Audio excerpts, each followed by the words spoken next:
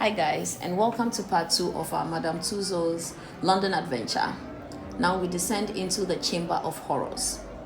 As you step through its heavy creaking doors, the lights begin to dim into a ghostly glow. You are immediately transported back to 1843, where it was boldly advertised as the Chamber of Horrors. The first figures you meet, which I did not capture, are the famous Buck and Hare, the murderous duo who sold fresh corpses for medical studies in 1828. The question is, how did they acquire these corpses?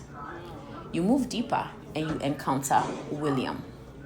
He was convicted in 1827 for the brutal murder of Maria Martin.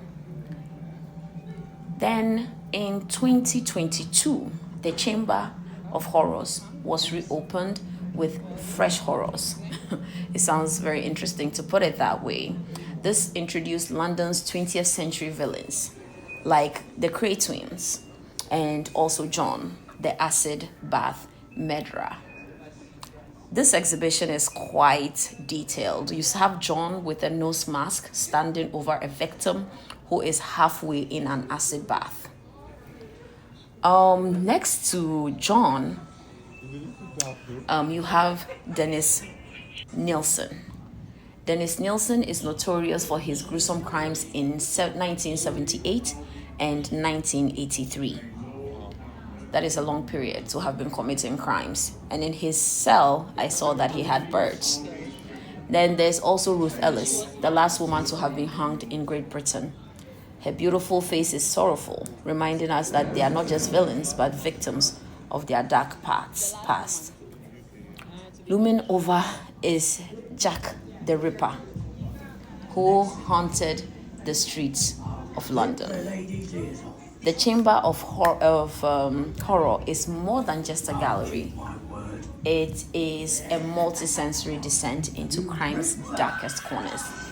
You don't just see wax figures, you can literally smell the musty dampness and hear the echoes of chains rattling, saws moving, and in the distance. That, my fellow adventurers, is Madame Tussauds' Chamber of Horrors, where history's darkest stories are brought to immersive life. Stay tuned for part 3, the exhilarating spirit of London train ride through European history. Thank you so much for tuning in.